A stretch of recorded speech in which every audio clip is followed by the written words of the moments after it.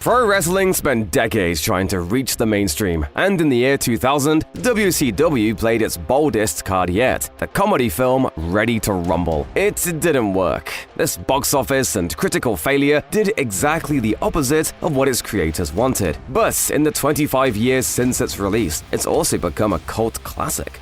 Given his intense loyalty to WWE over the past 23 years, plus his hustle and respect, it's hard to believe that John Cena's first really visible wrestling-related appearance was in a WCW project. But go back and watch Ready to Rumble, and there he is. Cena's an uncredited extra during a scene in a gym where David Arquette's Gordy, Scott Kahn's Shawn, and Oliver Platt's Jimmy King asked Bill Goldberg to help in King's WCW World Heavyweight Championship match against Diamond Dallas Page. Vanity Fair brought up that background part in a recent interview with Cena, who said he remembered it fondly, even if it was a long day of doing one chest workout for 8 hours. Every job is equally as important as the next because we can't survive without all you guys. I love the fact that I was able to do this. Injuries are just a fact of life in wrestling, even with everyone involved trying to be as safe as possible. So it makes perfect sense that the same thing would happen in a movie about wrestling. In an early scene, Gordy daydreams about getting into a match with a cashier in the middle of a convenience store. Macho Man Randy Savage quickly appears as the cashier's tag team partner. Tag me! No, you're gonna get it! You messed with the Macho Man Randy Savage!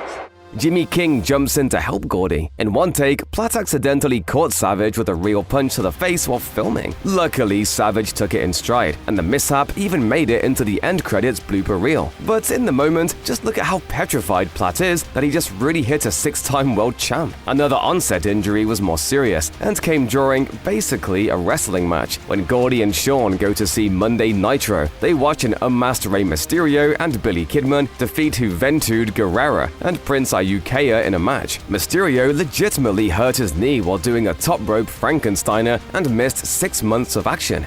Coming off acclaimed roles in The Matrix and Memento, Joe Pantoliano offered some legitimate acting clout to Ready to Rumble as the lead villain, corrupt promoter Titus Sinclair. But Joey Pants wasn't actually the first choice for the role. The character was originally meant to be played by Eric Bischoff, who had been the real-life senior vice president of WCW through its boom period in the mid to late 90s. Sinclair was even based on Bischoff's on-screen persona as the money man behind the NWO. But between when Ready to Rumble was written and when it was shot, Bischoff's relationship with WCW had changed drastically. Some baffling creative decisions had led to Nitro consistently losing to Raw in the ratings, and Bischoff was fired. So the role was offered to Pantoliano instead. Funny enough, Bischoff was back in the WCW fold by the time Ready to Rumble hit theaters.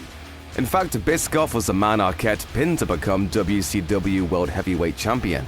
What is this crap? Wrestling.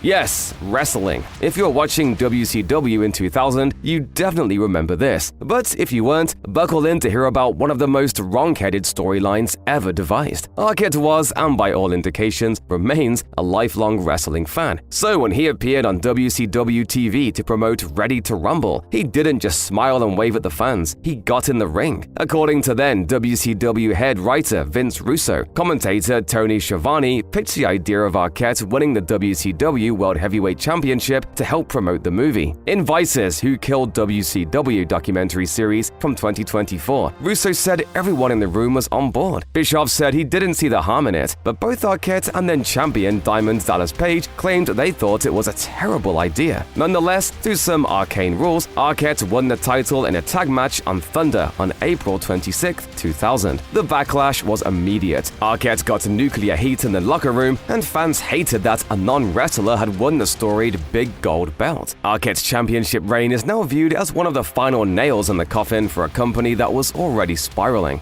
You didn't know the culture, but that wasn't your fault. That was my fault for letting it happen. You can blame me. Arquette held the title for a total of 12 days, finally dropping it to Jeff Jarrett in a triple cage match, just like the one from the film at Slamboree. WCW finally went out of business in March 2001 when it was bought out by the WWF. Believe it or not, Arquette returned to wrestling, working indie matches to prove his bona fides. He finally retired in 2021, and his indie wrestling career is showcased in the 2020 documentary You Cannot Kill David Arquette.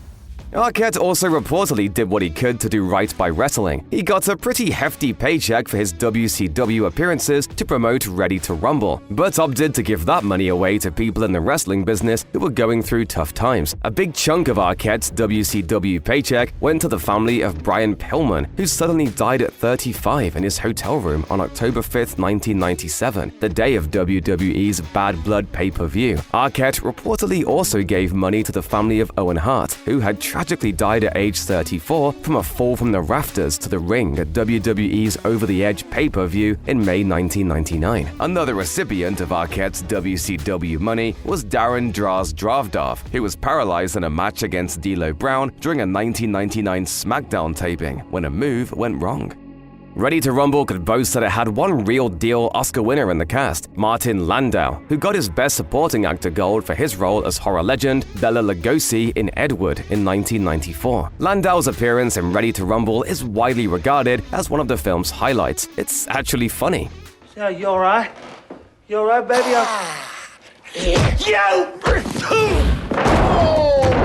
Landau plays Sal Bandini, an old-school wrestling trainer who might have looked like a frail old man, but could tie even the biggest athletes up in knots. The character was reportedly based on Stu Hart, the patriarch of the Hart family. Stu trained dozens of grapplers, including 8 of his sons, in his famed dungeon in Calgary. Surprisingly, given how much he shines in the role, Landau wasn't the filmmaker's first choice for Bandini. That honor goes to Jack Palance, another Academy Award-winning actor of advanced age, but he had to pull out of the movie for undisclosed reasons.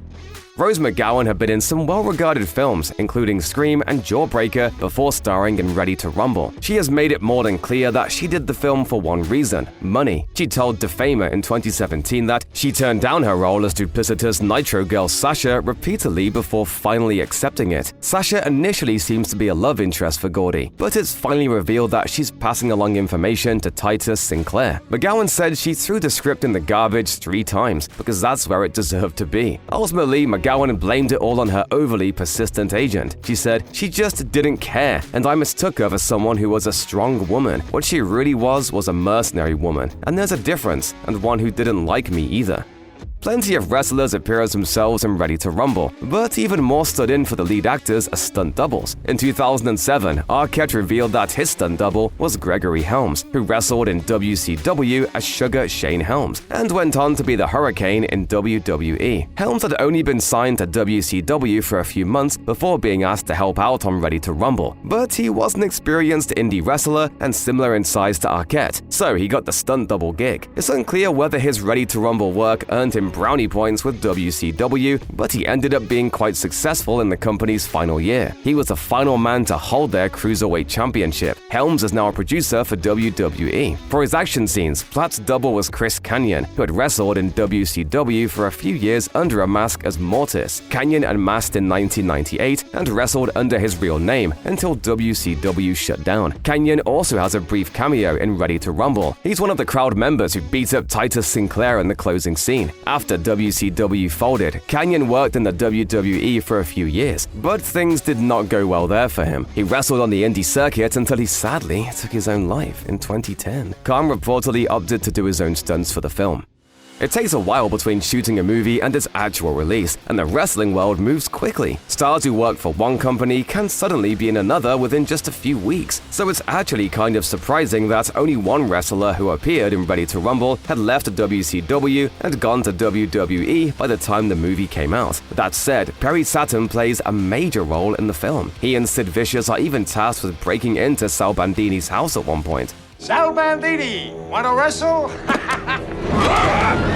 Saturn was under contract with WCW when the movie was being shot, but by 2000, he had grown frustrated with his treatment in the company. So in late January, he jumped to the competition alongside Chris Benoit, Eddie Guerrero, and Dean Malenko. The 4 of them became known as the Radicals. By the time Ready to Rumble hit theaters in April, Saturn was regularly appearing on WWE television. Saturn made his WrestleMania debut on April 2nd, was in WCW's tentpole film with a $24 million budget that opened on April 7th. Then won his first singles title in WWE, the Hardcore Championship, on April 11th. By 2000, the scripted nature of pro wrestling was not just well known, but widely acknowledged by promoters and wrestlers themselves. Then WWE Chairman Vince McMahon had publicly talked about match outcomes being predetermined as far back as the late 1980s, but Ready to Rumble kept it kayfabe nonetheless. The movie ends with Jimmy King defeating Diamond Dallas Page to win the WCW World Heavyweight Championship and save his job as a professional wrestler. King declares that Gordy is his new tag team partner, with Shawn to serve as their manager. It's a feel-good ending that's appropriate for a comedy, but it also presents wrestling as a fully genuine sporting contest. DDP apparently pitched an alternate ending that would have pulled back the curtain and revealed to Gordy and Shawn that it was all a work. He revealed in a 2013 You Shoot interview that his version of the ending would follow everyone backstage after the match. King and DDP would stare each other down, then hug and make plans to go to a local bar. DDP would then go over to Gordy and Shawn, welcome them to the wrestling business,